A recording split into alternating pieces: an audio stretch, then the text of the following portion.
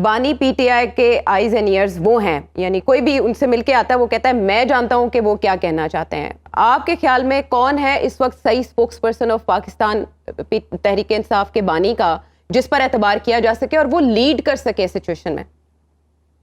मेरे ख्याल में इस वक्त सख्त क्राइसिस है लीडर का पीटीआई के अंदर। और जो भी ये लोग जाके कह रहे हैं कि जनाब मैं उनके आईज एंड ईयर्स हूँ, I personally disagree with that. क्योंकि उधर जो स्पैन है, जो वक्त है, वो इतना मुख्तसर होता है कि उसमें उनको गाइडलाइंस ऐसा मतलब कि आउटलाइन मिल सकती है, इन डेप्थ जाके नीटी ग्रीटीज उनके पास नहीं जाती। और वो जो भी आता है, जो उसको जरा सा एक सिरा भी मिलता है बात का, वो उसको 2+2 करके सामने ले आता है। तो इस वक्त एक क्राइसिस है, इस वक्त एक सिचुएशन है, और उस सिचुएशन से आई वुड से कि it's evolution process for PTI. और बिल्कुल ठीक बात है कि मम्मी डैडी की जमात समझी जाती थी कि मम्मी डैडी लोग हैं और जनाब ना तो ये टीयर गैस बर्दाश्त करेंगे, ना जेलें बर्दाश्त करेंगे, ना डंडे सोटे बर्दाश्त करेंगे, लेकिन वो अभी तक तो कर रहे हैं। लेकिन मैं जो कल भी आपसे जिक्र किया था वो ये था कि देखे, कल जब इलेक्शंस हो जाएंगे तो ये लोग जो कि इंडिपेंडेंट कैंडिडेट्स के तौर पे सामने आएंगे, उनके लिए रेजिस्ट करना, वो कई चीजें ऐसी होंगी जो रेजिस्ट करनी पड़ेंगी। सो सबके सब वो चीजें रेजिस्ट नहीं कर सकेंगे, चाहे वो फाइनेंशियल बेनिफिट हो, चाहे वो किसी रुतबा हो, कोई ओहदा हो, कोई ऑफिस हो, सबके सब उन चीजों को रेजिस्ट नहीं कर सकेंगे। और उसमें से एक नंबर होगा, एक स्पेसिफिक नंबर होगा, जितने लोग चाहिए होंगे जिस भी जमात को हुकूमत बनाने के लिए, वो लोग उनमें से उठा लिए जाएंगे। लेकिन ऐसा तो तब होगा ना जब ये सिचुएशन परसिस्ट करेगी। राना साहब, बानी पीटीआई तो कह रहे हैं कि कोई सरप्राइज है, काया पलट जानी 8 फरवरी को और फैसला साजों को धचका लगने वाला है। इसका मतलब है पाकिस्तान तहरीक इंसाफ के हक में सारी हवाएं चलेंगी 8 फरवरी के बाद। आप तो वो बता रहे हैं ना जो एक बात तो आयशा जी बिल्कुल सही है कि देखिए, अगर देखा जाए कि जनाब इस वक्त ग्राउंड रियलिटी क्या है, वोट क्या है, किसके पास जाना चाहता है वोटर, डालना किसको चाहता है, वोट मेजॉरिटी की बात करूं, सबकी बात नहीं कर रहा। मेजॉरिटी लोग जो वोट डालना चाहते हैं, ठीक है, वो किसी न किसी वजह से अगर डालना चाहते हैं तो पीटीआई को डालना चाहते हैं, ठीक है। उसमें वजूहात है, वो हम सब डिस्कस कर चुके हैं कि जनाब 16 माह की हुकूमत, उससे पहले जो कुछ हुआ। हालांकि देखें अगर आप, तो जो पीटीआई की परफॉर्मेंस थी, वो जिस वक्त नो कॉन्फिडेंस मूव हुआ तो वो 9% पे वो लोग थे, उनका ग्राफ पीटीआई का 9% पे था, 9% पे। लेकिन 16 माह की जो हुकूमत आई उसके अंदर जो कुछ हुआ, वो सारे लोग जो अगेंस्ट जा रहे थे पीटीआई के, वो भी उनके फेवर में जाना शुरू हो गए जी। तो इस वक्त जो देखा जाए तो वोट डालने के लिए तो सब तैयार है, मेजॉरिटी लोग तैयार है पीटीआई को। लेकिन मसला ये है कि वहां पे लीडरशिप क्राइसिस है। और कल भी यहाँ पे सब, नाजी साहब ने भी कहा, यहाँ पे जनाब सब लोग यही कह, नैयर साहब भी यही कह रहे थे, आदिल साहब भी यही कह रहे थे, हम लोग सब ये कह रहे थे कि कल एक क्राइसिस होगा, ये लोग आपस में लड़ेंगे, ये एक दूसरे के कपड़े फाड़ेंगे, यानी हालत पतली है। लेकिन राना साहब, आपके ख्याल में बानी पीटीआई को ऐलान नहीं कर देना चाहिए जेल से कि सभी इनकी इक्तदा में चलें? एक नाम अगर वो दे दें तो वो प्रिवेल करेगा। बात तो ठीक कह रही हैं आप, बिल्कुल सही कह रही हैं आप कि बिल्कुल वहां से एक बंदे का नाम जानना चाहिए कि जनाब ही इज द गाय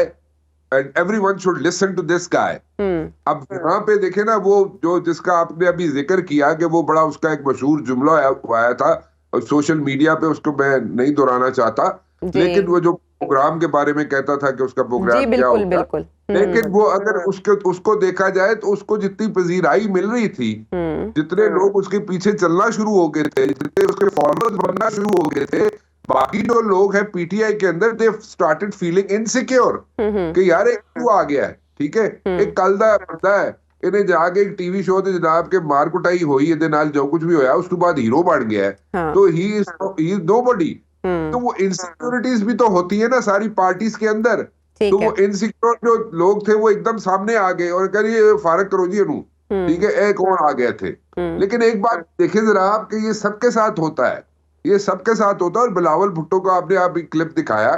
बिलावल भुट्टो ठीक कह रहा है कि कल देखे 18 में जो नून लीग के साथ हुआ था 2018 में, आज वो पीटीआई के साथ हो रहा है और वो कल किसी और के साथ भी हो सकता है, ठीक है। तो रेस्ट एश्योर कि this can happen with anyone and everyone. ठीक है, चले इसी पे रखें। क्या पाकिस्तान तहरीक इंसाफ को इस दो तरफा पॉलिसी का फायदा हो सकता है इन हालात में कि एक तरफ आप प्रेशर में लाएं फिर दूसरी तरफ आप उन्हीं से रिलीफ एक्सपेक्ट करें? देखिए, एक तो सिंपल सी बात है कि सुप्रीम कोर्ट के अलावा रिलीफ कहाँ से लेंगे? लेनी तो वहीं से है, और तो किसी जगह से नहीं रिलीफ लेनी ना। अब बात रहेगी चीफ जस्टिस साहब जो है ऑनरेबल हैं, उनके साथ जो हुआ पीटीआई के दौर में गलत हुआ, ठीक है, इसमें कोई शक नहीं है। और मेरा जाती ख्याल ये है कि जो अभी 3 बेंच का बना था, यहाँ बेंच बना था जी 3 लोगों का जी जस्टिस का, जी उसमें अगर चीफ जस्टिस साहब खुद ना बैठते तो situation would have been different. और इसी तरह अगर आगे भी कोई इसी किस्म के कोई प्रॉब्लम्स आते हैं जो पीटीआई रिलीफ मांगना चाह रही है और चाहती है कि उसको सुप्रीम कोर्ट से रिलीफ मिले, तो अगर ऑनरेबल चीफ जस्टिस साहब जो है साइड पे होके बाकी कोई पैनल बना दे या जिस तरह भी मुनासिब समझे, मुझे I am not a legal expert over here, लेकिन मैं सिर्फ ये चाहता हूँ कि उसमें क्रेडिबिलिटी बढ़ेगी। लेट देम डिसाइड, मतलब इतने वहां पे जस्टिसेस हैं और वो जनाब अगर वहां पे बैठ के उनको फैसला सुना देंगे तो उसमें क्रेडिबिलिटी सुप्रीम कोर्ट की बढ़ेगी। और उसपे जनाब जो आई विल से कि बेजा तनकीद इसलिए मैं कहूंगा सुप्रीम कोर्ट पे कर रहे हैं कि जो यहाँ पे पीटीआई के जो यहाँ पे लोग थे, जो लीगल टीम थी, टू बी वेरी ऑनेस्ट, आप खुद देखा, हमने सबने देखा है, ठीक है, सिंपथीज पीटीआई के साथ हो सकती है लोगों की, बट देन अगेन जो टीम थी, जिस तरीके से उन्होंने वहां पे केस प्लीड किया, उसमें बहुत से लूप होल्स थे, उसमें बहुत से आम आदमी को भी समझ आ रहा था कि they were not very well prepared. So इस जगह चीफ जस्टिस साहब की जगह अगर कोई और पैनल बैठा होता और डिसीजन आता तो वो सारा मुद्दा जो है वो लीगल टीम पीटीआई के पे पड़ जाता, ठीक है ना। तो इंस्टेड के वो चीफ जस्टिस साहब पे पड़ता, वो सारी लीगल टीम पीटीआई के पे पड़ जाता डायरेक्टली। तो वो इसलिए गुजारिश कर रहा हूँ कि अगर चीफ जस्टिस साहब, सजेशन है कि चीफ जस्टिस साहब अगर इन चीजों से अगर for a little time I would say side पे हो जाते हैं तो बहुत सा प्रेशर भी कम हो जाएगा। और जो तनकीद हो रही है यहाँ पे, specially I would say social media पे जो बेजा तनकीद हो रही है, अब वो नहीं हो, उसके लिए तो कमेटी भी बन गई है, अब वो सिलसिला तो रुकने जा रहा है सोशल मीडिया पर जो जिसकी किरदार कुशी पर।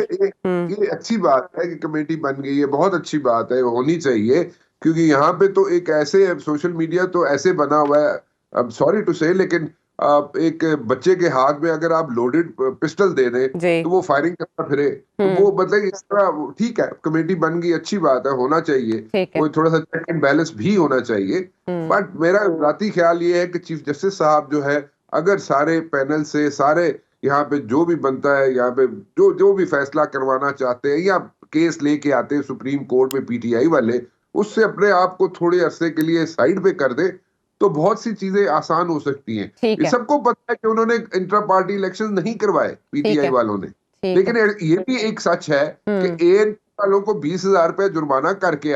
तो आप कहते हैं जनाब के वो अपना लालटेन का निशान ले ले, तो ये चीजें हैं ना सारी।